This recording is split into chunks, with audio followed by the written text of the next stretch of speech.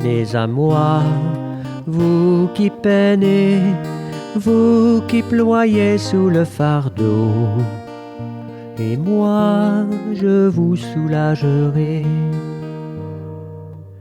Vous dont on gère l'existence à coups de règles et de lois,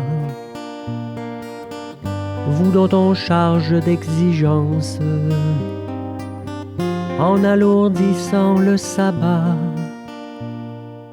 Venez à moi, vous qui peinez, vous qui ployez sous le fardeau, et moi je vous soulagerai. Trouvez repos dans ma parole, en ne le cherchant plus ailleurs, et mettez-vous à mon école. Je suis doué, humble de cœur. Venez à moi, vous qui peinez, vous qui ployez sous le fardeau, et moi je vous soulagerai.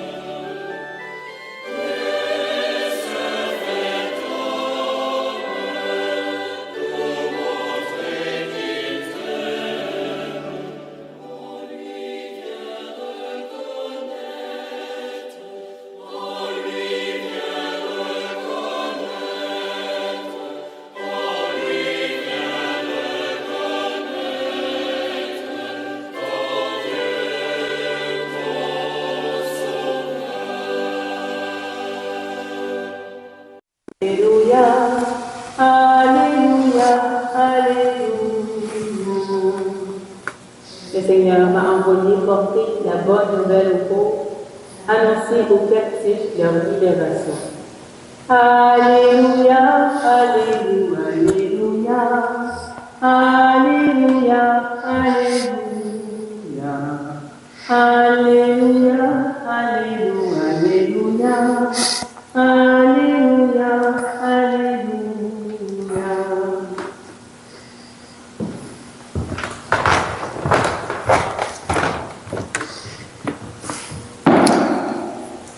Multipliant les pains, Jésus se manifeste comme le prophète. L'Évangile de Jésus-Christ selon saint Marc. Seigneur, purifie mon esprit, purifie mes lèvres et purifie notre cœur à chacune et chacun d'entre nous. En ce temps-là, Jésus vit une grande foule. Il fut saisi de compassion envers eux, parce qu'ils étaient comme des brebis sans berger. Alors il se mit à les enseigner longuement. Déjà l'heure était avancée. S'étant approché de lui, ses disciples disaient, « L'endroit est désert et déjà l'heure est tardive. Envoie-les, qu'ils aillent dans la campagne et les villages des environs s'acheter de quoi manger. » Il leur répondit, « Donnez-leur vous-même à manger. » Il réplique, « Irons-nous dépenser le salaire de 200 journées pour acheter des pains et leur donner à manger? » Jésus leur demande, « Combien de pains avez-vous? Allez voir. » S'étant informés, ils lui disent, « 5 et 2 poissons. » Il leur ordonna de les faire tous asseoir par groupe sur l'herbe verte. Ils se disposèrent par carrés de 100 et de 50. Jésus prit les 5 pains et les 2 poissons, et levant les yeux au ciel, il prononça la bénédiction et rompit le pain. Il les donnait aux disciples pour qu'ils les distribuent à la foule. Il partagea aussi les 2 poissons entre eux tous. Ils mangèrent tous et ils furent rassasiés. Il en ramassa les morceaux de pain qui restaient, de quoi remplir 12 paniers, ainsi que les restes des poissons. Ceux qui avaient mangé les pains étaient au nombre de 5000. Acclamons la parole de Dieu. Louange à toi, Seigneur Jésus.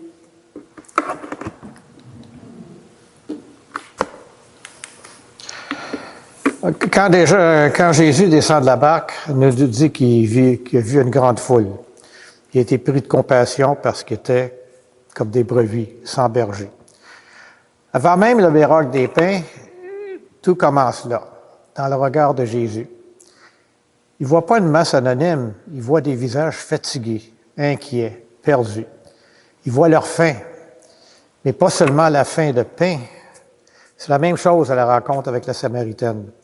« Donne-moi à boire », dit Jésus, assoiffé au bord du puits. Mais très vite, il relève une autre soif. Si tu savais le don de Dieu, c'est toi qui lui aurais demandé et il t'aurait donné l'eau vive. Eux ont faim et soif de pain et d'eau. Jésus, lui, a faim de soif d'eux, de leur cœur, de leur confiance. Le psaume 71 ouvre encore plus le cadre. Il parle d'un roi qui gouverne comme Dieu veut, qu'il juge ton peuple avec justice, qu'il fasse droit aux malheureux, qu'il sauve les pauvres gens. Un roi qui ne s'enferme pas dans son palais, mais qui descend là où le peuple souffre. Ce roi, pour nous, c'est le Christ. Celui qui écoute, qui se laisse toucher et qui agit. Alors, dans l'Évangile de Marc, la journée est déjà bien avancée. Les disciples font un constat très réaliste. L'endroit est désert, puis il est déjà tard. Renvoie-les. Autrement dit, Jésus, on a fait ce qu'on a pu. Là, on arrive au bout. Qui se débrouille. C'est logique, c'est raisonnable. C'est gestion de crise, version humaine. Mais là, Jésus les renvoie avec une phrase qui nous dérange encore aujourd'hui. Donnez-leur vous-même à manger. On aimerait bien que Jésus fasse tout seul, qu'il règle les problèmes à coups de miracles instantanés. Mais non. Il associe ses disciples. Il part de la pauvreté concrète. 5 pains, 2 poissons. Une misère pour une foule. Puis pourtant, c'est à partir de ces presque rien que tout devient possible. Jésus ne demande pas ce que nous n'avons pas, il nous demande de lui offrir ce que nous avons. Même si ça nous paraît ridicule face à l'ampleur de la tâche. 5 minutes de temps, un peu d'écoute, un coup de fil, une visite, un pardon, un sourire quand on n'en a pas envie. Ce sont nos 5 pains et 2 poissons. Avec la Samaritaine, c'est la même logique. Jésus commence par se mettre en situation de besoin. Donne-moi à boire. Il se fait mendiant. Il demande quelque chose à cette femme, qui est pourtant marginalisée, blessée, compliquée. Il lui donne la dignité de pouvoir donner. Et c'est en donnant un peu d'eau que petit à petit, elle s'ouvre à cette autre eau, plus profonde, celle qui ne s'épuise pas. Dans la multiplication des pains, comme au puits de Jacob, il y a ce même mouvement. Jésus voit la faim, la soif réelle. Il demande une participation humaine, puis il demande infiniment plus que ce qui était prévu au départ. C'est exactement ce que chante le psaume. Un roi qui délivre le pauvre qui appelle, qui fait refleurir la justice et abonder la paix. Le style de Dieu, c'est la surabondance. 12 paniers de reste, une femme transformée qui devient missionnaire dans son village. Une justice qui ne se contente pas de colmater les brèches, mais relève les personnes. Puis nous autres, dans tout ça, nous aussi, nous voyons autour de nous une foule sans berger, des gens perdus, isolés, rincés par le travail, le découragement, les conflits, la maladie, la précarité. On voit des soifs profondes d'écoute, de sens, de reconnaissance. Puis parfois, on se dit comme les disciples, c'est trop, on n'y arrivera jamais. La bonne nouvelle, c'est que Jésus ne nous demande pas d'être des super-héros. Il nous demande d'oser ce pas, mettre entre ses mains notre petit peu. C'est lui qui bénit, qui multiplie, qui distribue. C'est lui qui transforme une simple conversation en source vive, un geste de partage en signe du royaume, une présence auprès d'une personne seule en nourriture pour son cœur. Et puis n'oublions pas un détail. Dans la foule rassasiée, personne ne sait trop comment ça s'est passé. C'est pas grave. L'important, c'est que tout le monde mange à sa faim. Souvent, nous ne verrons pas le résultat de ce que nous confions au Seigneur, mais lui, oui. Alors cette semaine, concrètement, posons-nous une question. Quelle faim ou quelle soif autour de moi Jésus me montre-t-il? Et quels seront mes 5 pains et 2 poissons à lui offrir pour qu'il les multiplie? Tu peux penser à un visage, une situation précise ou décider d'un geste simple. Le reste, laisse-le à Dieu. Et que le Seigneur nous rende persévérants, humbles et joyeux. À la suite, la prophète Anne. Amen. Pour aimer du plus grand amour, pour aimer comme tu nous aimes, pour aimer du plus grand amour, montre-nous le chemin. Pour aimer du plus grand amour.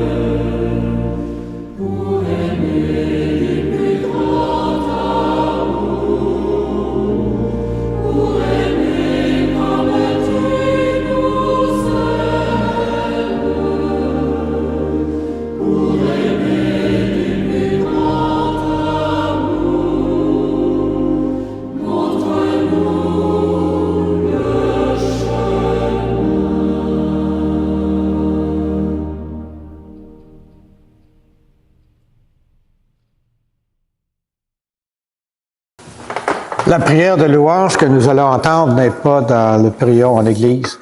Dans chaque partie de la prière, nous allons dire ensemble, nous te louons. Dieu notre Père, nous te louons, nous te bénissons. Au matin du monde, dans le jardin de la Genèse, tu cherchais l'homme et la femme montés de leurs péchés. Et déjà ton cœur inventait la promesse qui allait semencer l'espérance d'un amour plus fort que tout péché et toute mort. Dieu de tendresse et de pardon, tu vas visiter ton peuple. Tout au long de son histoire, tu ne l'as pas abandonné à sa perte. Tu as entendu les cris de sa plaine et tu l'as délivré de ses esclavages. Tu l'appelles sans cesse pour lui prodiguer tendresse et amour. Dieu riche d'amour, ce n'est pas assez pour ton cœur de père que ce peuple élu. Tu as voulu prodiguer à toute l'humanité la richesse de ton amour. Alors tu as visité ton peuple, penché sur Marie, ta créature. Tu attendais le oui de la foi qui l'associe à ton œuvre de salut. Dieu de tendresse, tu nous as visités en Jésus, ton Fils bien-aimé. Il est venu nous convier au banquet du royaume. Il est venu chez nous pour que nous renassions à la vie. Il est venu nous redire ta tendresse et révéler ton visage de Père. Dieu de vie, tu as relevé au matin de Pâques Jésus, ton Fils perdu dans la mort. Prince de la paix, il remet les péchés pour que tous les peuples chantent de joie tes merveilles. Dieu de fidélité, tu visites encore ton peuple aujourd'hui. Tu rassembles en un seul corps, par la force de l'Esprit, tes enfants dispersés. Il manifeste ta tendresse aux plus pauvres et aux plus démunis, à ceux qui cherchent sans trouver, à ceux qui désespèrent, pour qu'un jour nous soyons tous réunis auprès de toi, Père, pour chanter notre allégresse avec Jésus, ton Fils, dans l'esprit d'amour. Délivre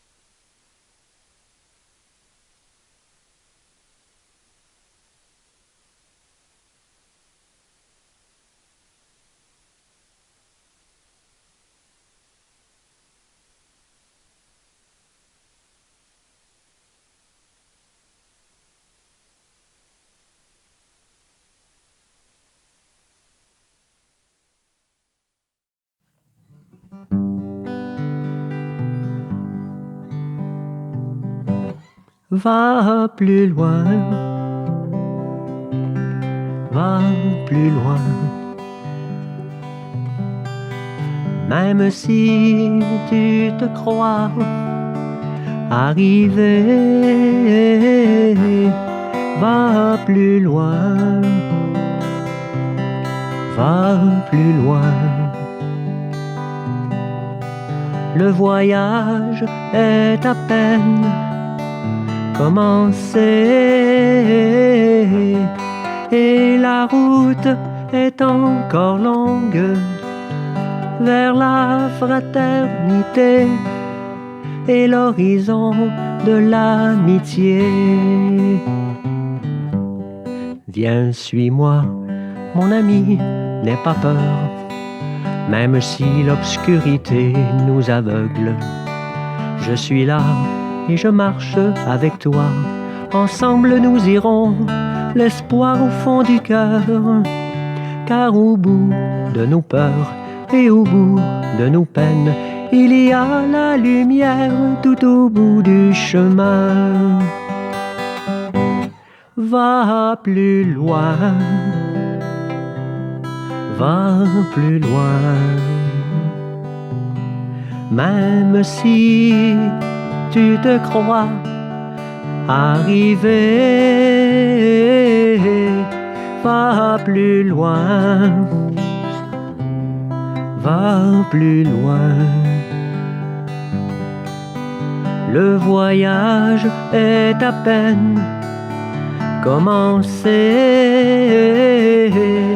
et la route est encore longue vers la fraternité et l'horizon de l'amitié. Je suis là, mon ami, près de toi, même si tu redoutes d'être seul.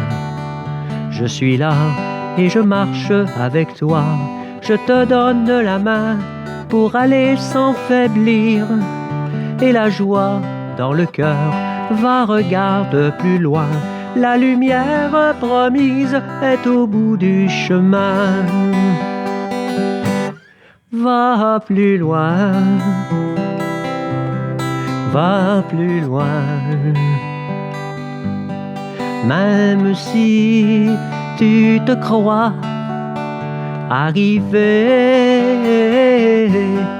va plus loin, va plus loin. Le voyage est à peine commencé et la route est encore longue vers la fraternité et l'horizon de l'amitié.